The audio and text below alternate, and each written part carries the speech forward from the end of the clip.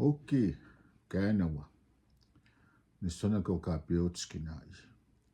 My name is Roger Prairie Chicken. I am an elder, a teacher, historian for the Blood Reserve. My concerns for the future is our children and our treaty rights. We must never lose our treaty rights as long as the grass grows and rivers flow. And at the same time, I would like to accept the nominations of Clark Brewstead and Keith Chiefmoon. They nominated me, to run as one of the candidates for chief. And I will begin here. This is my concerns.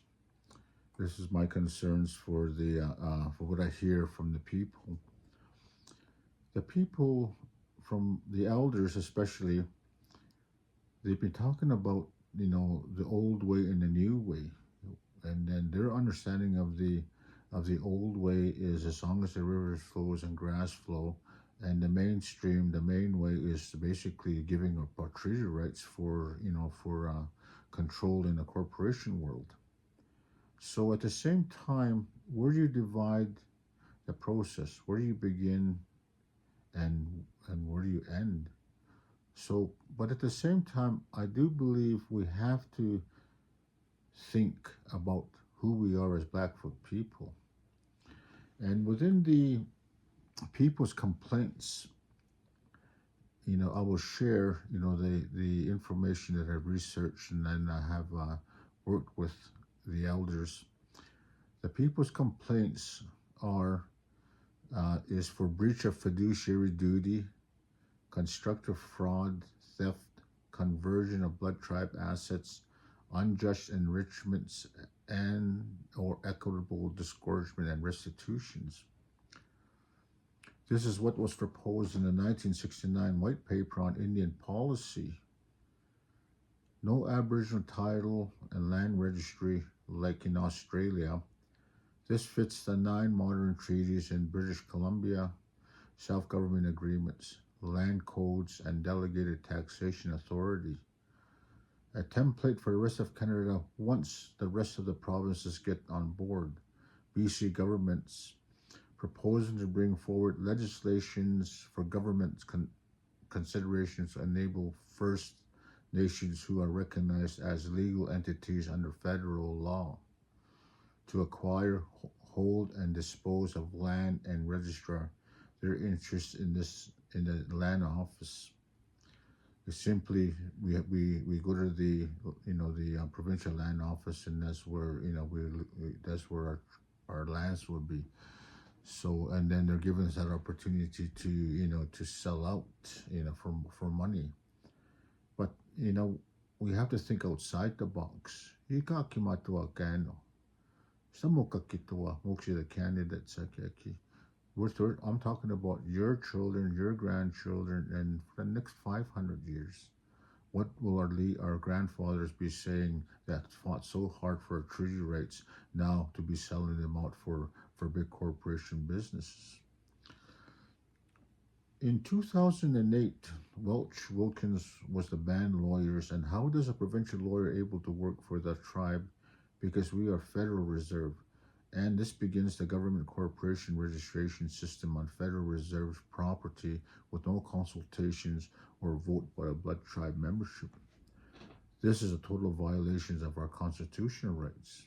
And in 1982, the historical information that has been there, it's always no consultation of blood tribe people, and on customs elections bylaw by leadership of government.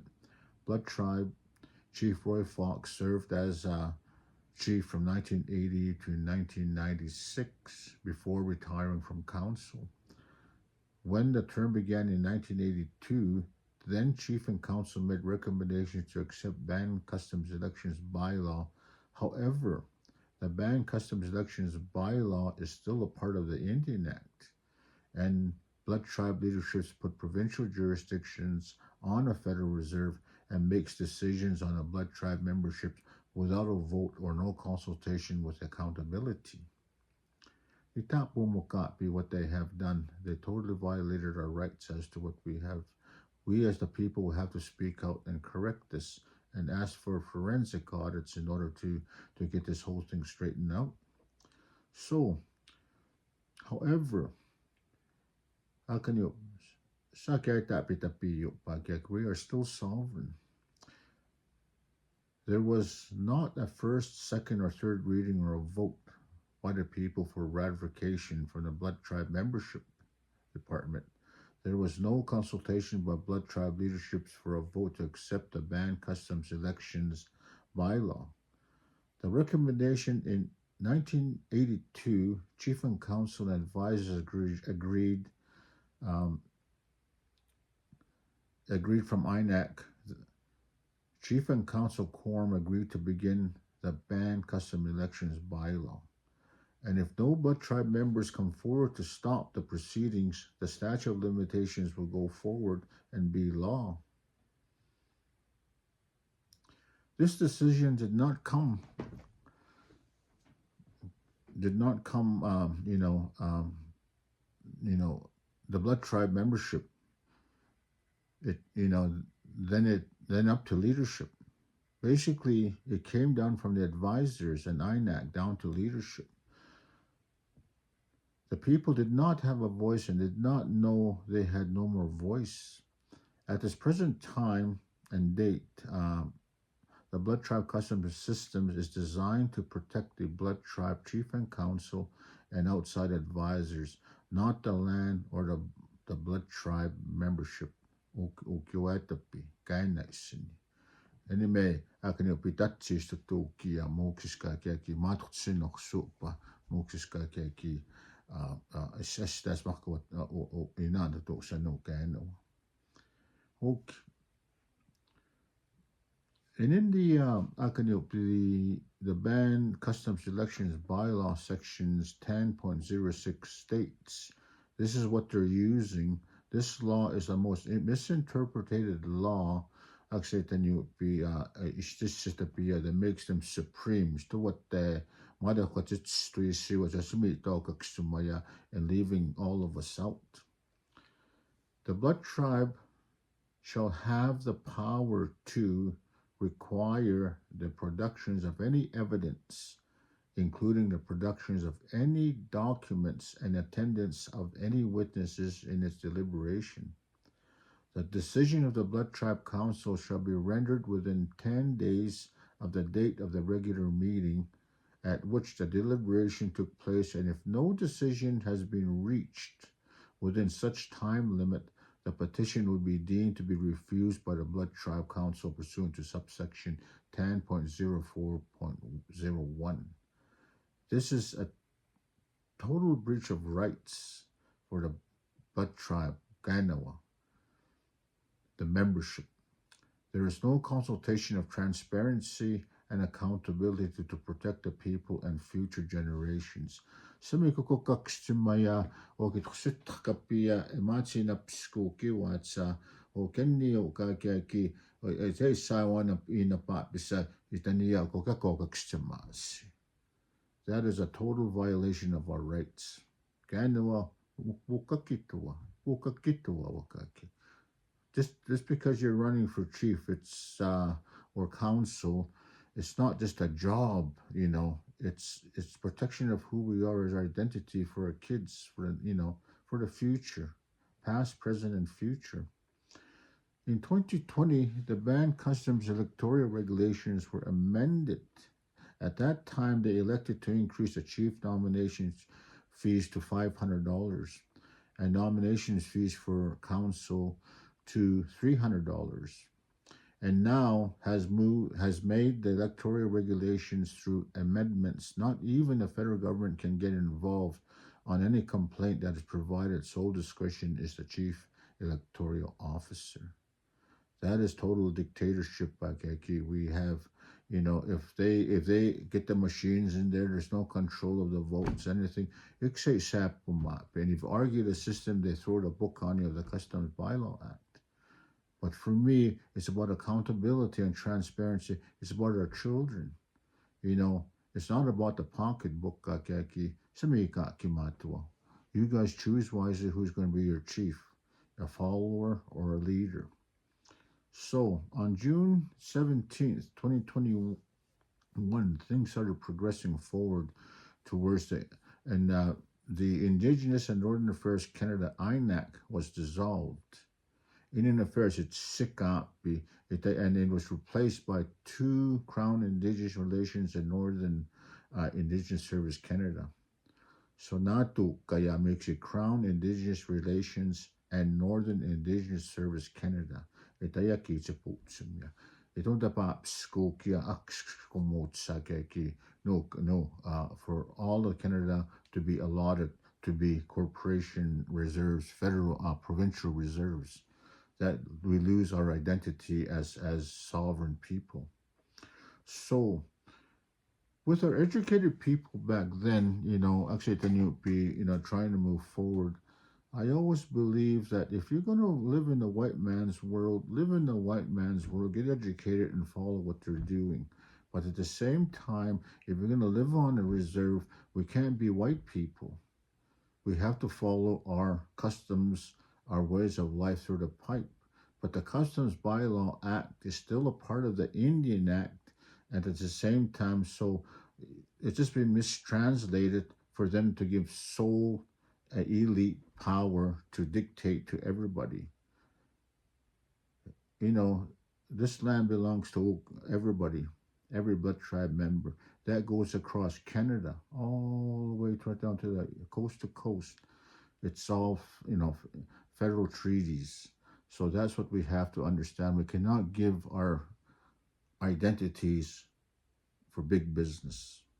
So here in the beginning of the corporations on federal reserves at 148, as blood tribe, and there's a Schedule D corporation July 8th in 2008, contains 38 corporations, included limited numbers, FINLP, INC, Inc., Society, etc.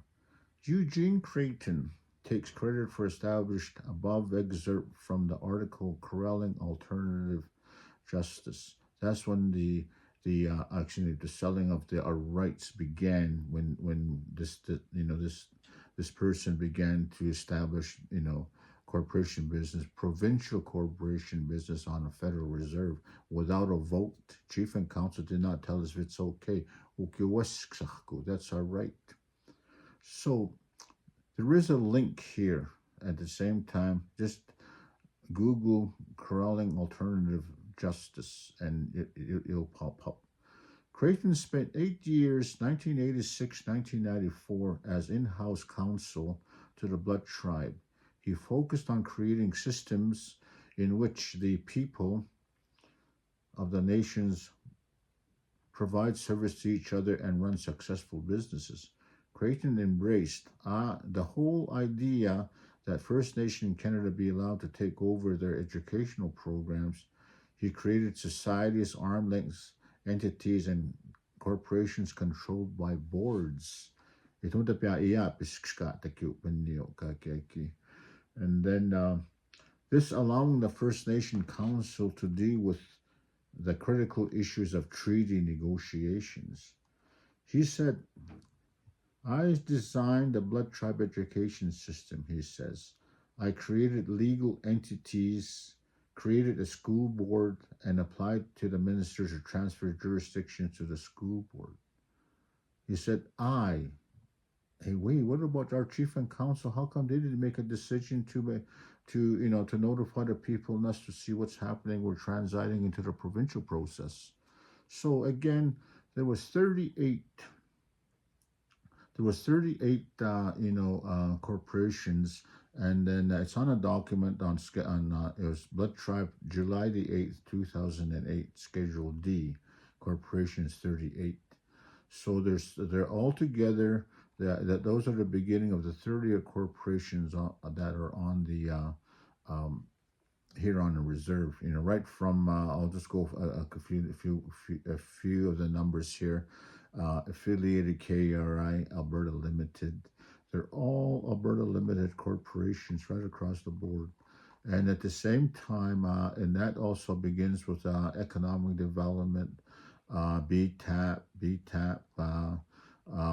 Timeco, KRI, but Oil and Gas Limited Partnerships, and then also the Blood Oil and Gas Partnership affiliated with KRI 19745. This one is registered to Roy Fox and Doug Singer. You could get that registry number, and you could get it from the Lethbridge Corporation number, and they will provide it to you. It's $20 a copy. I got all of those. I got all of the corporation numbers. I paid $20 for each and every one of them. And then again, Blood Tribe Agriculture Project. So basically, there's 38 in total, but I couldn't find 36, 37, 38. I assume and I believe, stand to be corrected. I believe this is where the lawyers come in on the reserve, where they have come in, provincial lawyers, to assign some kind of document to be able for them to be a part of the reserve and to make decisions for chief and council. If that is true, oh boy, that's we're really being dictated not just from the government. That our leaderships don't really fall, making the decisions. It's the white people making the decisions here. So correct me if I'm wrong. Like I said, that's what I'm an elder, and that's what I'm assuming, and that's what I believe. So again, the conclusion that I believe, there's so many thoughts here. I just pray to all the candidates that you guys understand what this whole matter is. It's not just a job, like I said, to get money to go own a nice vehicle or repair your home, but it's about the people as a quota. All of us, our children, we are Blood Tribe members 148, and we have to maintain that identity. So let's not sell these, sell ourselves out for money.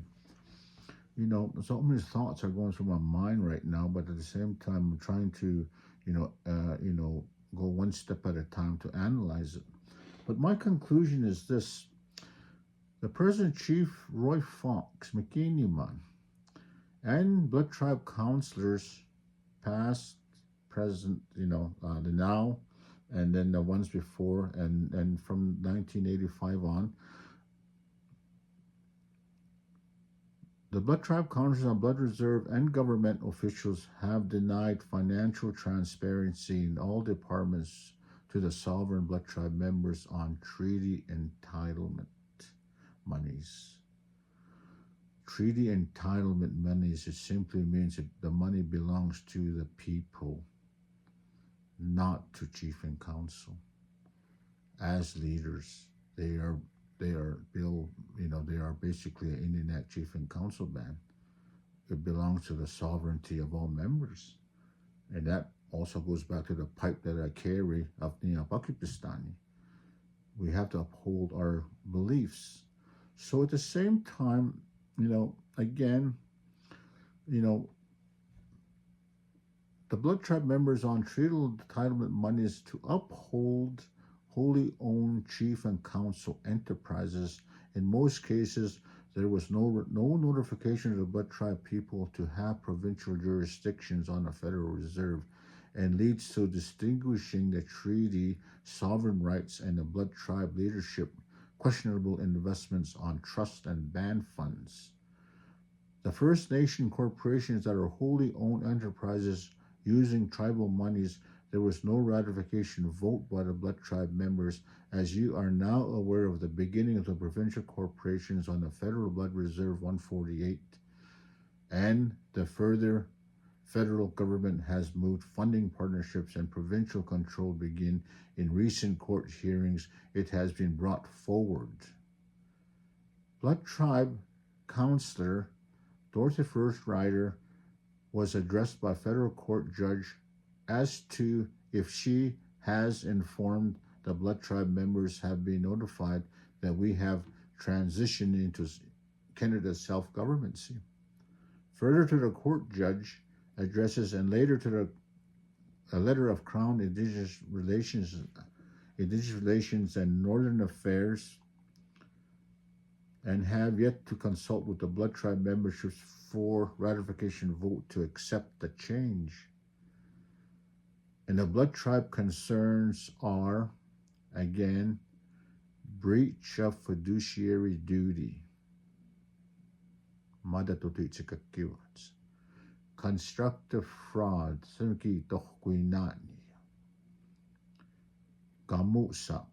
theft, conversions of blood tribe assets,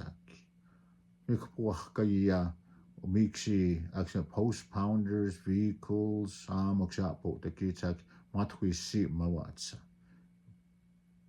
unjust enrichments or equitable discouragement of restitution, having other people make a profit on us, and that includes the investors like John Jurius. These have to be corrected, and at the same time, we wrote a letter. I do believe it was on November 23rd to Cohen, what's his name again? Cohen Stevens, and at the same time he is part of the indigenous, those two that just began to separate from INET. So at the same time, Crown Indigenous Relations in Northern Canada. So basically, what she wrote back was, I'll just read, "Hello, Mr. Prairie Chicken and Mr. Fox. I work with Stephen Cohen, and he has asked me to acknowledge receipt of your letter. Both emails have been received, and there are many details to go through and consider. While I think your concerns might be directly addressed by the Blood Tribe Administration, I can assure you that self-determination discussions do take a long time, and that any potential final agreement would need to be ratified in a vote by the First Nation members." So again, it was given back to the Chief and Council. But going back to the Customs Bylaw Act, where it gives them sole discretion, that's most misinterpreted law, they can be held accountable. Okay, as for me, as for leader, as for chief, it's up to you guys. But that is where we'll have to begin. We have to look at our treaties, and in the end, when the dust is all settled, we have to renegotiate our treaties and maintain being